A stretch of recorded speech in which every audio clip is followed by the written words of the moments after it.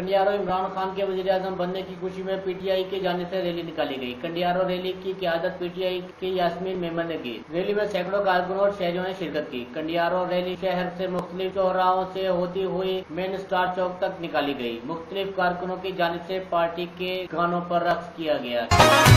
जब आएगा इमरान सबकी जान बढ़ेगी, इस कौम की शान बनेगा नया पाकिस्तान। जब आएगा इमरान सबकी जान बढ़ेगी, इस कौम की शान बनेगा नया पाकिस्तान। कैमरामैन टीम के हमरा नदीम मुगल, राज न्यूज़, निशोर और फिरोज।